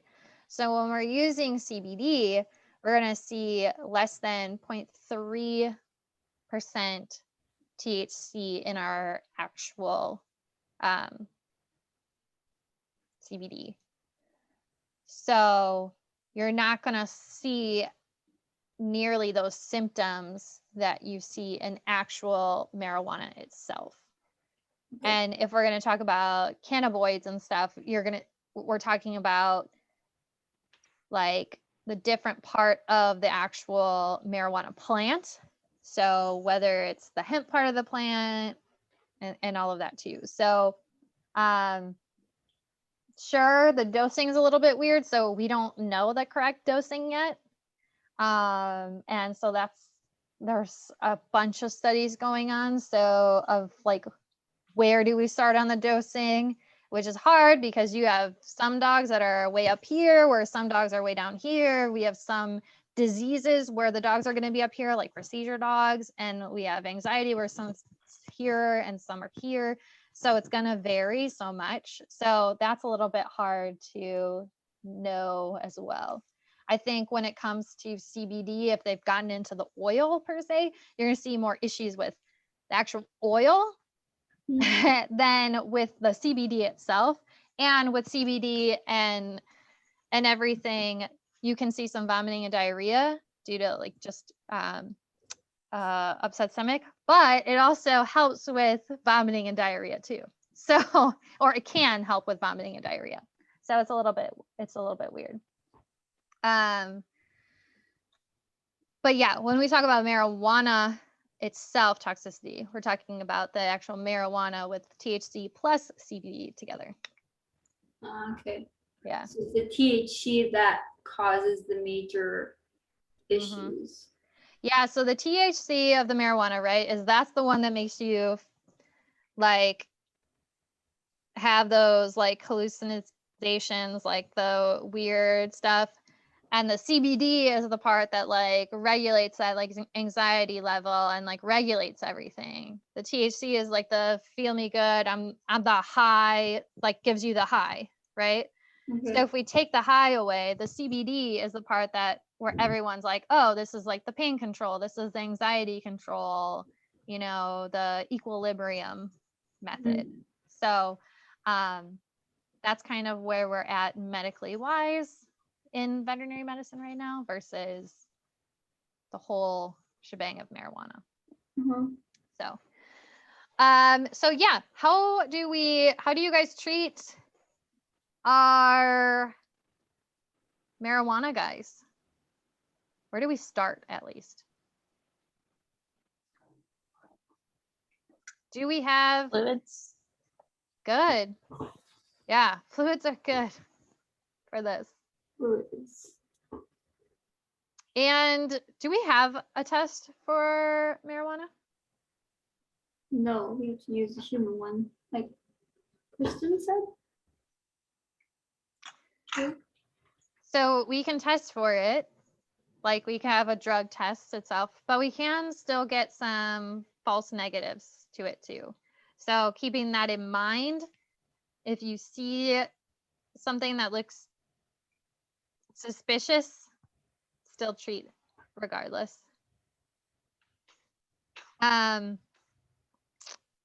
All right, so we got some fluids. And then what else? How else do we treat? We do fluids for like an hour, depending on the size of the dog, or like a half hour, and then we'll switch to the lipids and run that for a little bit. And then usually by that time they're coming to, or we'll hang on to them and then send them home later. Great, great. And then do you guys do activated charcoal, or do you guys do just your lipids? I had one vet that did activated charcoal, and then I have another vet that doesn't believe with marijuana that you should make them barf. So he just did the lipids. Okay. So the activated charcoal is not going to make them throw up per se. Remember, it binds the toxin. As far as like the combining, like binding agents. Yeah. But you know, like sometimes when they are high, pretty much they'll get kind of like nauseous. Oh yeah, they'll get nauseous, right? At the mouth and kind of licking like that. Yeah, absolutely. No, I agree that yeah, if they're nauseous, then that it's a little weary, right? So yeah, and then so you can, yeah, you absolutely can do activated charcoal if you like, because many times we don't keep lipids in our practice because again, not everyone has them. It's always nice if you can keep like a bag on stash, but it's okay if you don't. You can still use activated charcoal, and then also just to treat supportively. So if they're nauseous, obviously treating them for nausea. If they seem to be like, you know, really anxious with the lights on, you know, that kind of thing, turn the lights off or turn their cage to be more in a darker setting. Or if they're reactive to noise, put them in an area that is not reactive to noise, like that kind of stuff. You know, how would you feel essentially, right? If you need to have them on fluids too, so say they're really dehydrated, like they were throwing up and you still want to do lipids, you can have 2 catheters going if you wanted to. Absolutely. And then I'm trying to think what else. Xylitol? Yeah. Oh, toxicity. Yeah, we can talk about that one next because that one's a big one too. So yeah, I think that's pretty much it for those guys. It kind of depends on how they do for how long they need to stay. You know, I think, yeah, the ones that we had probably stayed usually for like the night and just for monitoring and making sure that they were doing okay. But they all did fairly well. I think the biggest thing you have to be concerned with is like what was talked about is if they vomit, just that they don't aspirate. So, but yeah. Same thing with like alcohol toxicity. We've had those too. Like they've actually had alcohol and then they come in. It's supportive care, just making sure that they do well and stuff. Those guys are sad too. Can So you go for like kind of the more extensive drugs, I guess. I've had one case that had like heroin, but just to see, you know, we treated it a specific way, but to kind of see, you know, what you guys have treated or how you usually do that. Yeah. So when you did treatment for your heroin toxicity, what did you guys do? So heroin's kind of an interesting one because it depends on where you guys picked up from. So with the heroin toxicity, where did you guys what did you guys do? She was brought in by two young teenagers. She lives with me now. She's my dog, but Aw. so trying to get them to respond first off was the hard part, and not knowing, where they pretty much said, oh, it could be heroin, it could be, marijuana, oh, but it's definitely not coke, and Okay. kind of give us this list of drugs. The dog came in pretty much overdosed, unresponsive, borderline DOA. Yeah. So we just did, the vets kind of didn't really know what she got into, and did naloxone. Yeah. And that brought her to, and she was fine. We ran her on fluids for a little bit and then left a catheter and monitor her overnight. Yeah. They sent me home with another dose of that to monitor if she crashed, but that was kind of all that we did. Absolutely. Absolutely. So heroin is pretty short acting. So that's the nice part and that's what feeds people's addiction, is that it is short acting. So you have to keep redosing yourself. So you're absolutely right. The reversal for heroin, because it's an opioid, right, is naloxone. Yeah. So it's super, super scary. And so that's why if you guys ever watch videos online of people who OD on heroin, and then all of a sudden we have this angel from somewhere come over and they have naloxone with them, they can just give, or how they say it in human medicine, Narcan, same thing as naloxone.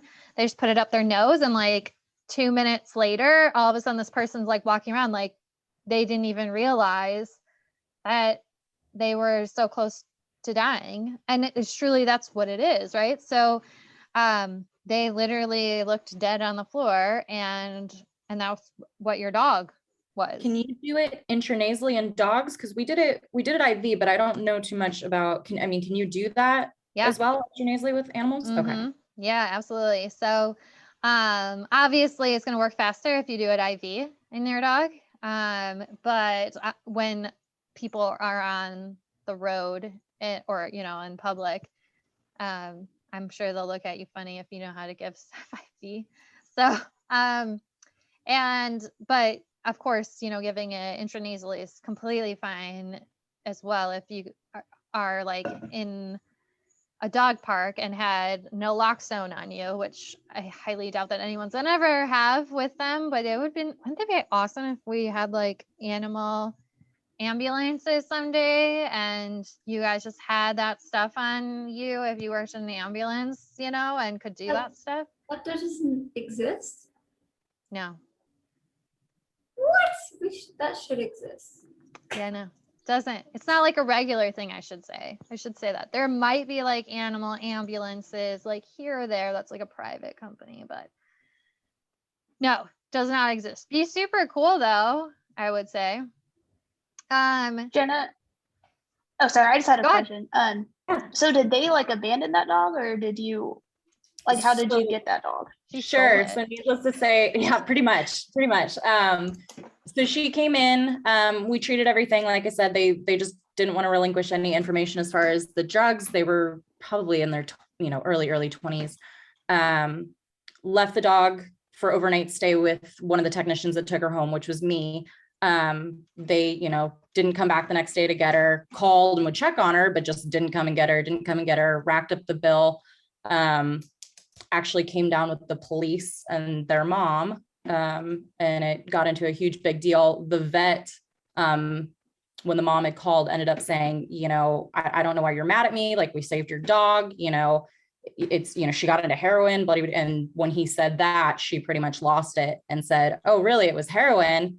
I didn't know that. At this point, I think you should just keep the dog. It sounds like I need to deal with my child. So it was kind of an owner surrender without, all the paperwork and everything, but needless to say, they pretty much left her with us. Yep, they're just curious. Yeah, that's hard. I mean, unfortunately, those are things that happen in our field too, of owner surrenders and stuff and things too. So We kind of all had our fingers crossed they wouldn't come back, but you know. I mean, it was, yeah, I mean, I'm sure that's a hard decision too of that owner, you know, not having all the information on her end, you know, but it sounds like once she did have all that information, it ended up working out at least. So, so that's good. Yeah. I try to look at it as like, okay, I'm the mom here. If I didn't have all that information too, Yeah, she was it pretty makes it a mad. whole different story, you know? Yeah, So, yeah. yeah. I'm curious, so in those situations where you have like, you know, you have an emergency and the bill just keeps racking up and then you get a surrender, what happens to the bill? Whoever tech decides that she's gonna take on the dog needs to pay this huge bill? No, so the clinic usually, depending, at least out here, our clinics put aside funds, or, you know, for specifically owner surrenders or, you know, hit by cars that, you know, or maybe strays or anything like that. So that just went towards, you know, the bill of the hospital, and then they're able to kind of, you know, deduct, because at the end of the day, the problem was the bill itself was super cheap. You know, we only gave one drug and placed an IV catheter. The problem was, you know, the overnight stay and having to have, you know, one of our technicians watch her overnight to make sure she didn't, you know, relapse. So that was kind of where the main problem was it was then taking up one of the kennels that could have been used for something else. Yeah. Yeah. And it really does depend on each individual hospital of, like their protocols and stuff like that. And so if it becomes an issue with like how many times this happens and what stuff like that, the hospital may evaluate like their protocols on how they do that. So I know I've worked at some practices where they've had to finally say like, no more owner surrenders are allowed. It has to go through the county then if they're going to surrender, just because it can get really messy. Like in that case, luckily it worked out where the owner then backed down and was like, yeah. But if she didn't, then it becomes this huge like legal thing and whatever, because technically they do have to give the dog back. It's their dog essentially. And no matter if they just didn't pick up the dog or not, now, yes, they need to pay their bill, but it then needs to be invoiced. We can't just say in California, that's actually not the case. Oh, okay. The law is there's that all that if they stuff don't under pay, they do not receive their animal back until service is paid. And I think it was they had 21 days to pay, or then the dog was automatically then ours. Okay. So that, yeah. It stayed for 21 days or no? I don't know if it was for 21 days. It may have been 14. It was somewhere between Okay. 14 and 21. But if they don't pay by then legally the dog then becomes our property. Okay. And I was going to say there's an abandonment amount of time too. Exactly. So, yeah. So yeah, that also factors in. But yeah, there's a bunch of legal stuff that goes into that as well. But in most cases, number one, there's a reason why we take deposits now, for most cases. Number two, in most cases, we can't hold animals hostage. So we do have to give them their animals back. And so this is why we say care credit, scratch pay, those types of things to get as much as possible owners to have means of paying funds and stuff as possible so that they can get their animals back right away and they can make payments and that kind of thing. And we can avoid having any type of issues in that regard. And yes, if they have abandoned their animal, I know that here where I'm at is 7 days. Then it's up to you guys and the county to work with each other on adoption and that kind of stuff. So typically the county's like, we don't want to have to send this to a humane society or deal with it ourselves. So if you have someone interested in adopting this animal, that's great, because we already have a lot of animals to adopt out.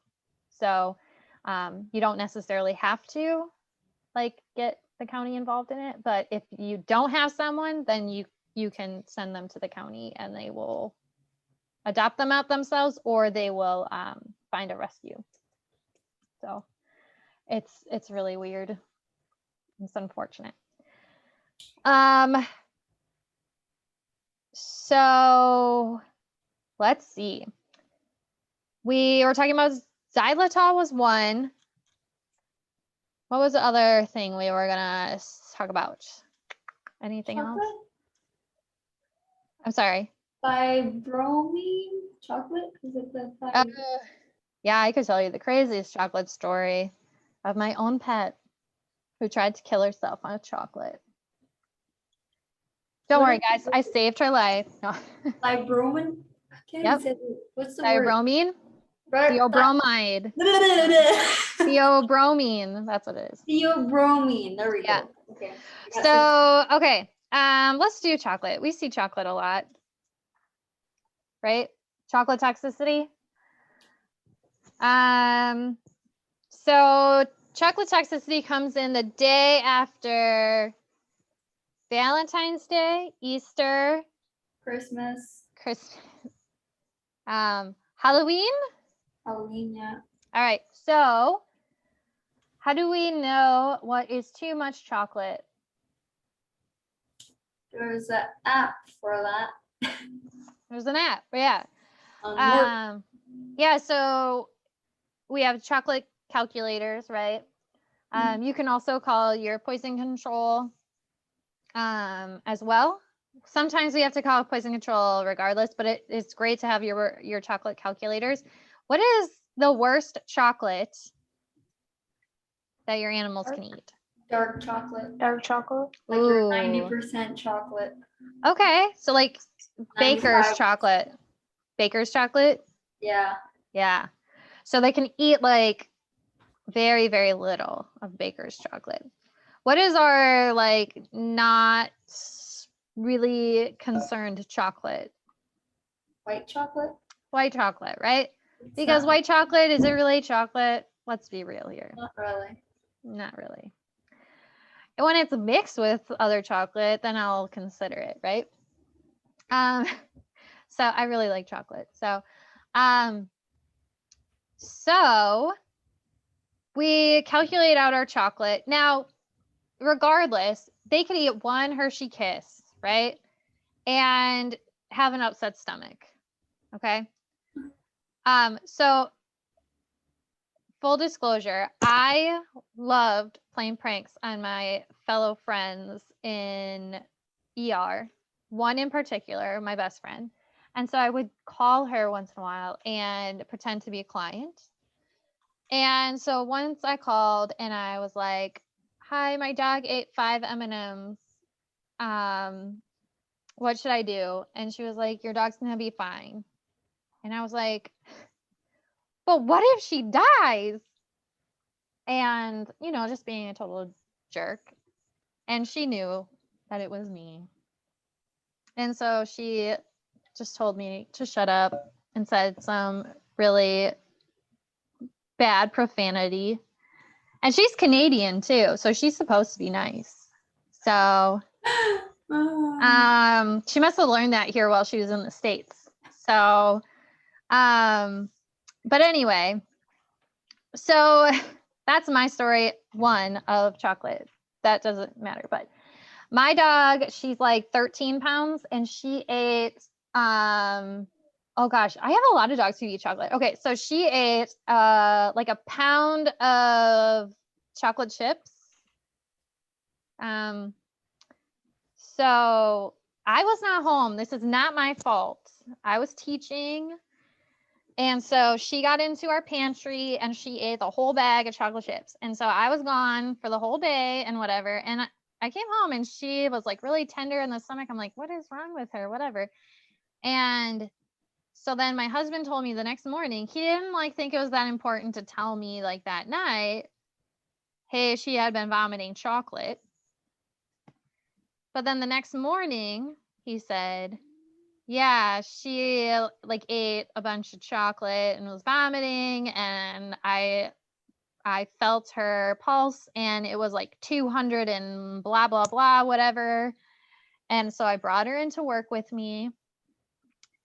And yeah, so we had to give her a bunch of fluids, make sure that her heart didn't explode. And we did blood work, of course, and all of that. And so what happens though with chocolate toxicity? Like, we normally do supportive care with these guys, right? So we want initially, if we can catch it in time, to make them vomit, right? So we make them vomit. But then what do we give them after that? Fluids. Activated charcoal. Activated charcoal, right? And then which kind of activated charcoal? The With sorbitol or without? With. With, right? Because we're going to push it all out. So it's going to be like the most glorious poop ever, because it's going to be like super chocolatey and black with the charcoal. So it's weird. It's going to be like diarrhea galore. And then their vomit is like this wonderful smelling chocolate. So if you make them vomit. So, okay. So for her, we didn't make her vomit because it had already been a really long time. So we did give her charcoal. And by that time too, it had been so long that it didn't matter if we gave her it with sorbitol either, because there's nothing really to push through. It already been absorbed in. So whatever. But now what happens with the theobromine if you give fluids that we are concerned about? Or even if we don't give fluids, but. Would they go in liver failure or like kidney failure? So yeah, you can have kidney failure. Absolutely. So what do we do? That's why we have on fluids, right? So, but what happens if you give charcoal to get things out of the system? What happens then with the theobromine? Isn't it reabsorbed like into the bladder almost? Yes, absolutely. So what do we do? Give more fluids. So, okay. Like, but it'll get reabsorbed still in the bladder. So what do we want? Piss it out. Take them out and make them pee a lot. Okay, so you can walk them outside all the time, like at least once an hour, right? Or you want to basically keep an empty bladder, right? Or do cystocentesis until there's no more pee. You want to poke their bladder that many times? No, it was just a guess. Okay. I haven't done that. We did a urinary catheter for one of them. Great. Yeah, a urinary catheter. So that's what I did with her, is we placed the urinary catheter. So it's great for my students to see. So I just say that like my animals do this kind of stuff because they know me and know that I just want to practice on all my animals. So they got to see a female urinary catheter, and she was so good for it. Like, I think she enjoyed the urinary catheter. I put an e-col on her, but I really don't think she needed it. She was wagging her tail with that urinary catheter in and everything. I was like, girl. How do you place a urinary catheter in a female? In a female? You guys didn't do that in school or like learn about it? We did on a male dummy, but I don't remember. You didn't have to call me a dummy. Like, it was all right. Look, she's like trying to figure out, like, I didn't call you a dummy. Okay, let me draw you a picture. Because you guys like pictures. Did I Like a clay thing, like a dog made of clay. like a dummy dog? Yeah. Yeah. Okay, so you place a male urinary catheter on a dummy dog. Yeah. Okay. So has anyone placed the urinary catheter on a female dog? No. Okay. Not even on a You're dummy not dog? the only one. Thanks, guys. I know. No, it's totally fine. You will when you're in practice. They're harder than, of course, male urinary catheters. So, all right. When this is the animal on its side, okay. I personally like to place my female urinary catheters when they're on their side, and I think it's only because I did them a lot on my own, rather than like with someone holding them for me. Now, granted, female urinary catheters, your animals should be sedated or like twilight really well. Okay. Never do female urinary catheters when they're awake. That is not nice. So, why is it? Okay. So here, I should make it bigger. So if this is the head over here, so head here, all right. And then you have your bladder here. Hopefully I draw this right. I don't know if I'm going to anatomically draw this correct. So you have your vulva here. I don't know that I'm going to draw this correct. I'm like, well, how am I thinking of this? Hold on.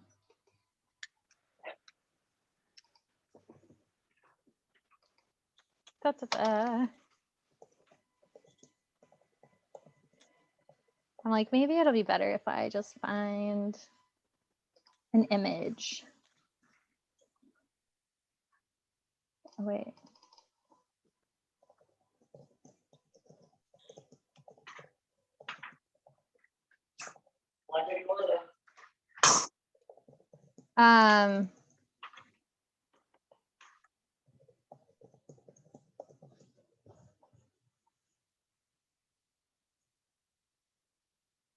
Oh, here we go. This is beautiful. I definitely could not draw this picture. It gives you the male and the female one.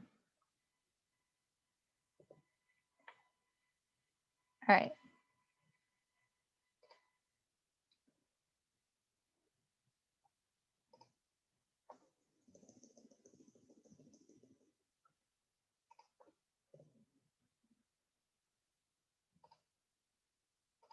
Let's see.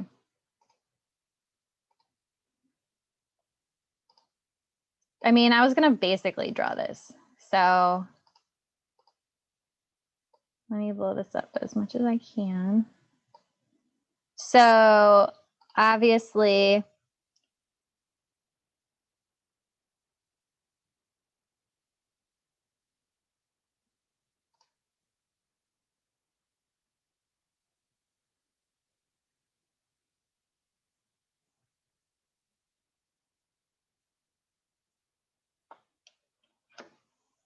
here, oh, stop. Okay. So here we're looking at the female. This is a male cat, all right? But here we'll look at the female itself. So you're gonna go in the vulva here.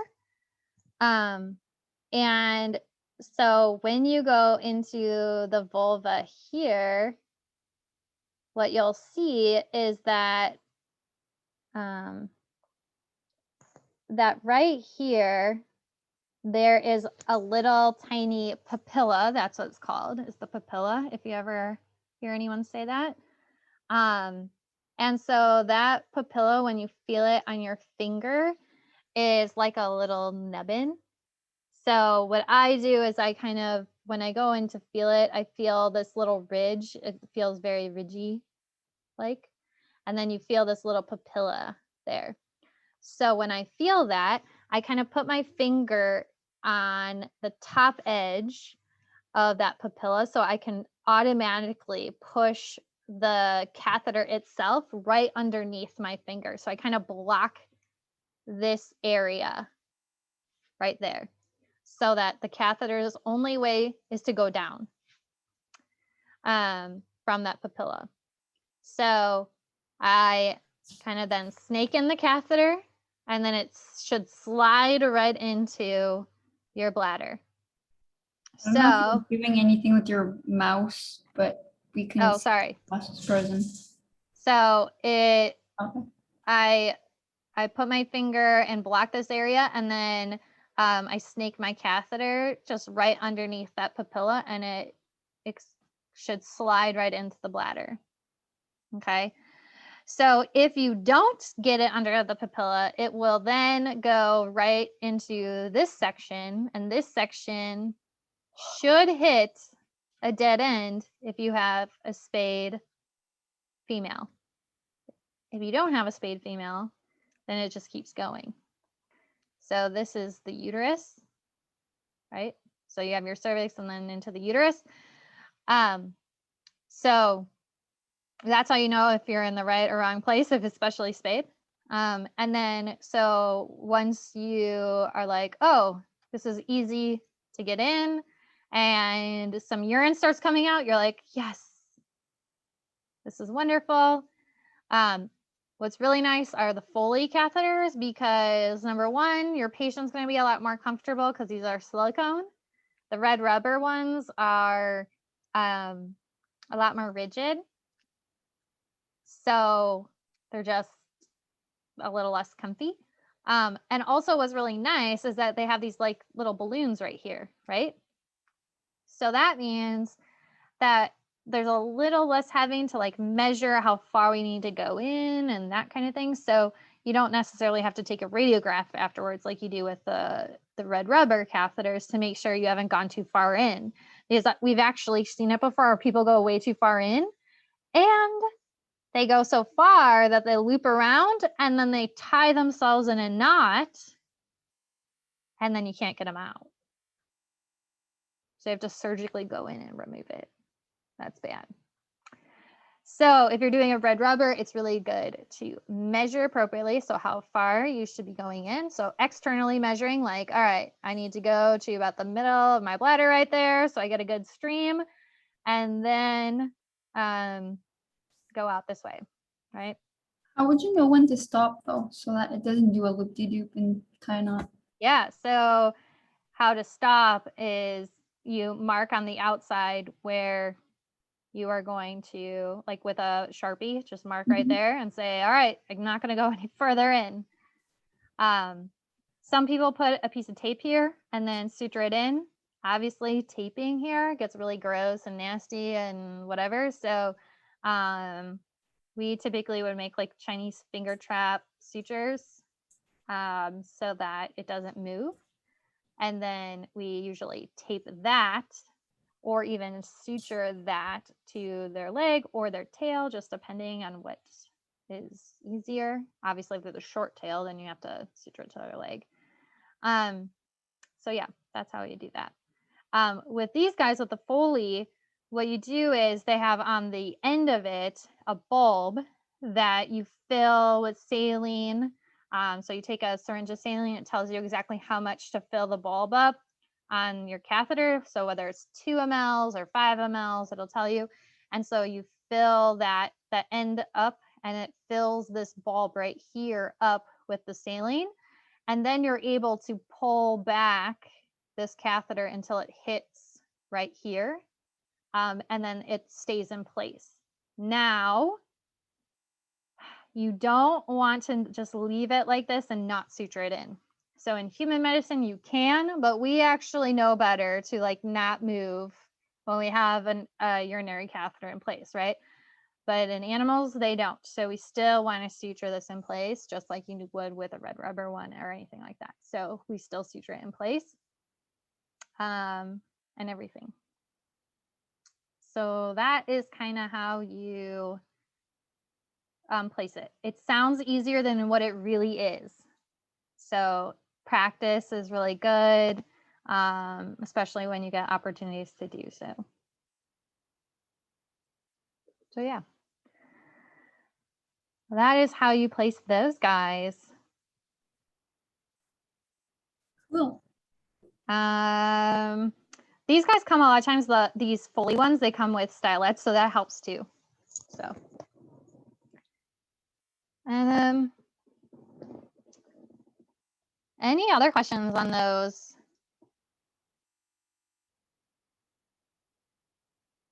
It's a pretty picture. Obviously, our black cats are another one that you guys see a lot in general practice too, as well as emergency. So, For your female urinary catheter, would you flush it once it's inside? Make sure that's not so just kind of depending. So depending on if for whatever use it's there for. So if you are just placing one and it's flowing completely fine, you don't necessarily have to flush it. If you're dealing with a black cat, which we've had blocked cats that are female, it doesn't happen very often, but it does happen, then yes, you absolutely would flush those guys. Or if you have a cat who black for any reason, so if they have stones or something like that, then yes, you could flush those. But if you're just placing it because you are, using it for to keep them clean if they are unable to go outside or something like that, then you don't necessarily have to flush them. Yep. But like the male ones you do always have to flush. You don't always have to flush those either. Okay. Nope. Yeah, it's same thing. So if they are just in there because, you're keeping the patient clean, like they can't go outside, like a dog can't go outside or that kind of thing, then you don't necessarily have to flush them per se. But if they're in due to the patient being obstructed, then yes, you want to continue to flush it to flush all the grit out of there stuff. Good question.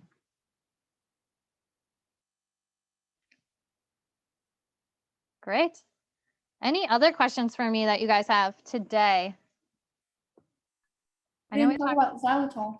I know we didn't talk about xylitol, but we can talk about that next time even.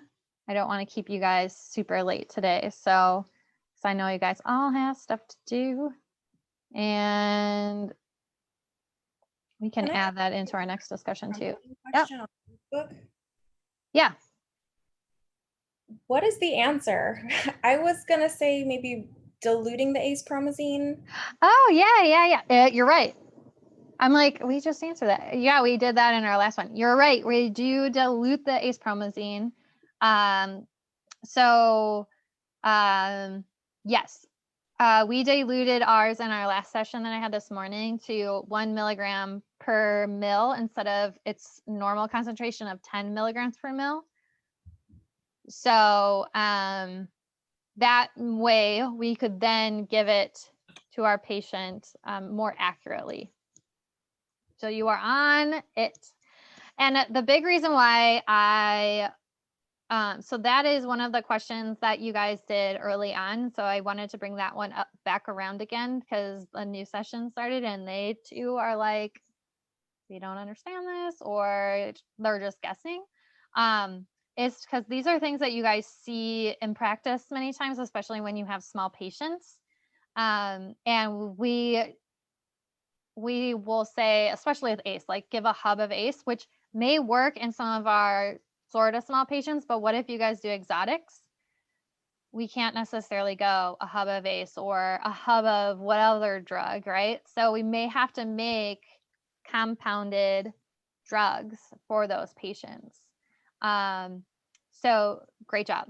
Yes. So taking the ACE promazine to begin with and just creating a better concentration to work with for that patient. So you could, if you wanted to, you don't have to do 1 milligram per mil. We just did that because it was the easiest way to make it. But one person said, can I do 5 milligrams per mil, to like divide it in half, which you could absolutely do. It just, in that case, would make it 2 units instead of what we ended up getting was 5 units in the end. So it just depends. You can make it 0.5 milligrams per mil. So however you want to dilute it down to. Okay, thanks. Got it. Crazy. Yeah. I just was making you all crazy. So, but it's super, super real to life. So, and you'll probably run across it at some point or another, because I see the 10 milligrams per mil, especially of vasopressin, and then I see where people make up the 1 milligram per mil all the time. So, so you'll see it, especially if you guys are spaying and neutering pets, especially like the sheltering animals, like really, really young. So they're like super, super tiny.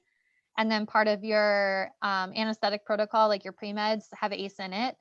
So you're giving like these minuscule doses.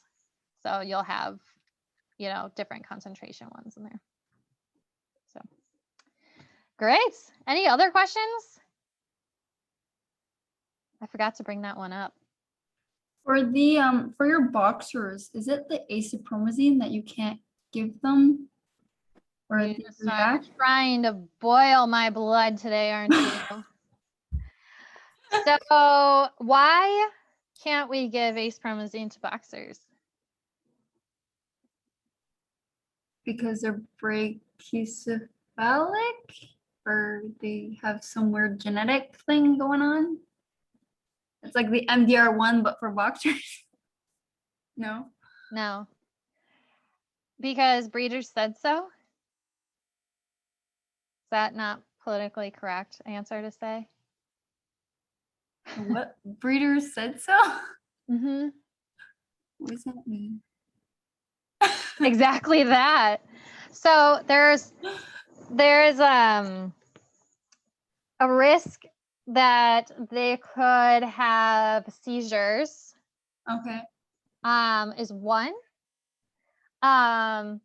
Except for there's been studies saying that no, the boxers don't show the risk of having seizures with acepromazine.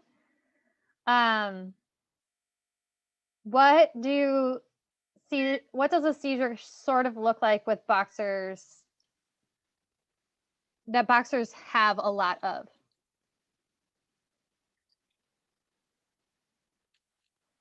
Heat stroke.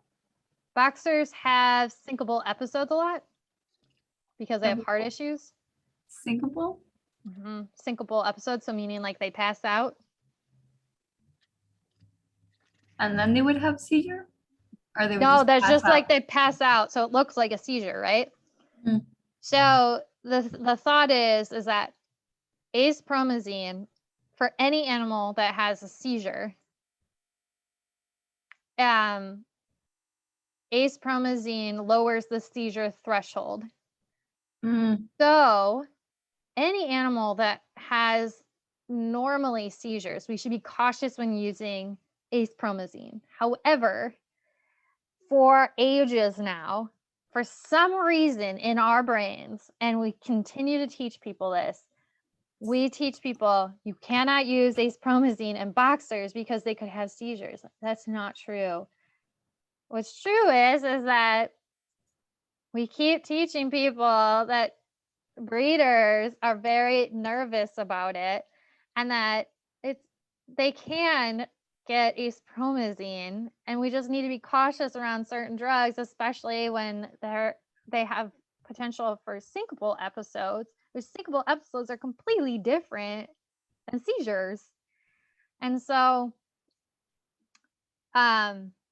if boxers can't have acepromazine, they also should then not have trazodone or tramadol because those also lower the seizure threshold. But we don't. We're not cautious in those guys. So, yeah.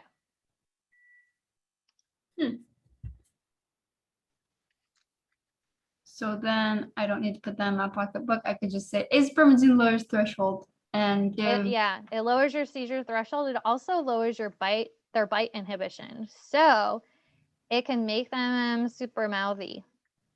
Would it be wise to give something else instead of acepromazine? Anything else. I personally am not a huge acepromazine fan.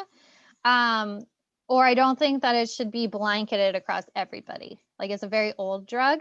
So like it works for if you have a really rambunctious animal who needs like a tranquilizer or something, but it doesn't need to be given to every single animal like we used to. We used to give it to every animal. So evaluating each individual animal and being like, okay, do we really need to give that pre-med, that pre-med combo? Like, or there are some animals that do better with like dexmedetomidine versus acepromazine and stuff like that too. So I think that it's just dependent on each animal is how we should look at things, and like what combinations work better with one another versus like every animal should get acepromazine, ketamine, and Valium. I don't know. I'm just making stuff up. But That's exactly what's in the McCurtain book.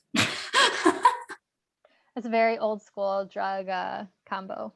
And none of them, I should say, I guess ketamine is like the only one that has a tiny bit of pain management. So like there's not any pain there. So what would be a new one? Your dexmedetomidine with glycopyrrolate and I wouldn't even do glyco, but I mean, there'd be like, you could talk about alfaxalone. Propofol would be a good start even if you didn't even have alfaxalone. You could, and then throwing in an opioid in there. Dexmedetomidine if you really needed some sedative effect in your. I mean, I'm not a huge like pre-med person, and that's pretty much it. Oh, maybe midazolam. I like midazolam, but dexmedetomidine is the one you can't give to cardiac patients, right? So you want to give ethanol instead?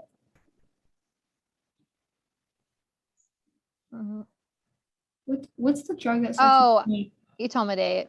Etomidate, yeah, that's what I meant. That one, obviously, not everyone's going to have in their practice, and you would use that for induction purposes. So, yeah.